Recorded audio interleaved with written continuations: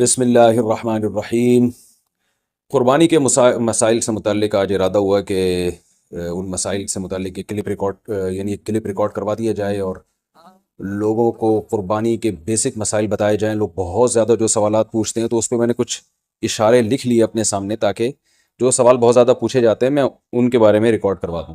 تو میں انشاءاللہ یہ جو قربانی ہے اس کے بالکل شروع سے لے کے آخر تک ترتیب سے کوشش کرتا ہوں کہ مسائل بیان کروں، اور جو مسائل بہت زیادہ پوچھے جاتے ہیں اللہ تعالیٰ سے دعا ہے کہ وہ سارے آ جائیں۔ تو پہلا سب سے بڑا مسئلہ یہ ہے کہ قربانی واجب کس پر ہے۔ قربانی واجب کس پر ہے؟ لم سم عوام کی سہولت کے لیے ایک نصاب بیان کرتا ہوں جو علماء بتاتے ہیں 52.5 تولہ چاندی، دیکھ لیے گا نیٹ پر۔ تو اتنی مالیت کا کسی کے پاس سونا ہو یا چاندی ہو یا تجارتی مال ہو، تجارتی مال کہتے ہیں وہ سامان جو بیچنے کے لیے آپ نے خریدا ہے، یا کیش رقم ہو، یا یہ کہ ضرورت سے زائد سامان کہتے ہیں وہ سامان جو پورے سال بھی استعمال نہ ہوتا ہو۔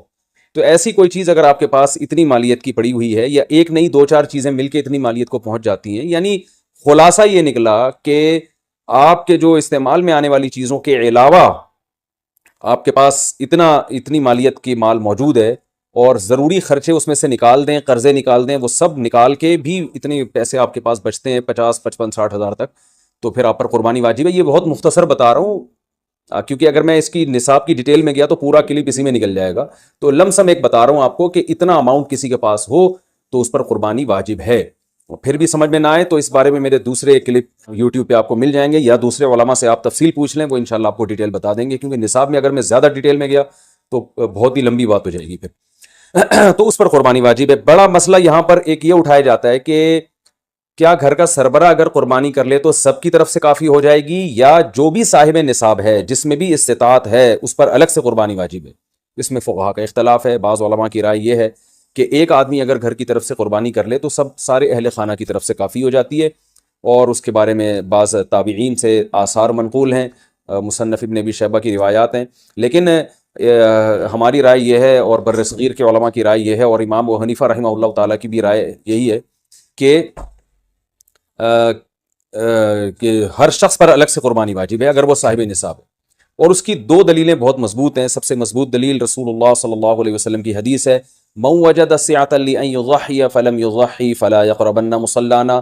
آپ صلی اللہ علیہ وسلم نے فرمایا جس کے پاس قربانی کی طاقت تھی اور اس نے قربانی نہیں کی تو وہ ہماری عیدگاہ کے قریب بھی نہ پھٹکے۔ تو اس سے پتہ چلتا ہے کہ جس کے پاس بھی اس طاقت ہے، تو اس میں یہ نہیں ہے کہ گھر کا سربراہ سب کی طرف سے کرے گا، تو یہ جو ہے ایسا نہیں ہے، بلکہ صاف الفاظ ہیں حدیث کے کہ جس کے پاس بھی استطاعت ہے تو وہ اس پر قربانی اس کو کرنی پڑے گی۔ اور دوسری دلیل یہ ہے کہ عبادات میں کہیں بھی ایسا نہیں ہوتا کہ ایک کی عبادت دوسرے کی طرف سے کافی ہو جائے۔ تو اس پر قیاس کا تقاضا بھی یہی ہے کہ جب اسلام میں کوئی بھی ایک عبادت دوسرے کی طرف سے کافی نہیں ہوتی تو یہ کیسے ممکن ہے کہ قربانی جو مستقل ایک سنت ابراہیمی ہے وہ ایک کرے اور دوسری کی طرف سے بھی وہ خود بخود ادا ہو جائے؟ تو یہ اس کا بھی تقاضا ہے۔ بعض حضرات یہ دلیل دیتے ہیں کہ حضرت ابو بکر اور عمر رضی اللہ عنہما قربانی نہیں کرتے تھے۔ اچھا سوری، یہ دوسرے مسئلے کی دلیل ہے۔ تو پہلا تو یہ ہو گیا کہ قربانی ہر صاحب استطاعت پر لازم ہے۔ بیگم کے پاس اگر زیور ہے اور اتنی مالیت کا ہے تو اس پر بھی قربانی واجب ہے۔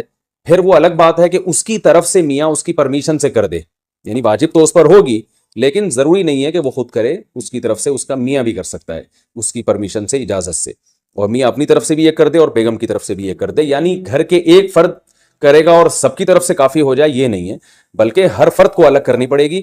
وہ الگ بات ہے کہ اپنے پیسے سے کرنا ضروری نہیں ہے، وہ فرد خود کرے یا کسی سے کروا دے۔ پھر جب کسی سے قربانی کروائے گا تو اس کو پیسے دے، یا جو قربانی اس کی طرف سے کر رہا ہے وہ خود اپنے پیسے استعمال کر لے تو بھی ٹھیک ہے۔ یعنی یہ بھی ٹھیک ہے کہ آپ کے جو ابا ہیں، آپ کے جو والد صاحب ہیں وہ قربانی کر رہے ہیں اور سب بالغ بچوں کی طرف سے کر رہے ہیں، پیسے کسی سے نہیں لے رہے تو بھی ٹھیک ہے، کوئی حرج نہیں ہے۔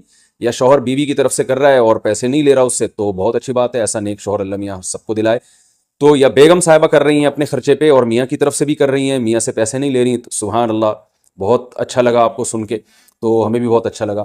تو یعنی پیسوں کا ہر ایک کا ڈالنا ضروری نہیں۔ اچھا یہ بھی ایک مسئلہ ہوتا ہے کہ بڑا بھائی کر رہا ہے سب کی طرف سے اور سب سے آدھے آدھے پیسے لے رہا ہے قربانی کے، وہ یا تھوڑے تھوڑے پیسے لے رہا ہے، باقی پیسے اپنی جیب سے ڈال رہا ہے تو بھی ٹھیک ہے۔ یعنی جس کی طرف سے قربانی ہو رہی ہے اس کے لیے خود سے پیسے یعنی خرچ کرنا ضروری نہیں ہے، اس کی طرف سے اگر کوئی اور خرچ کر دیتا ہے تو بھی ٹھیک ہے، چاہے پورے پیسے خرچ کرے یا آدھے پیسے خرچ کرے۔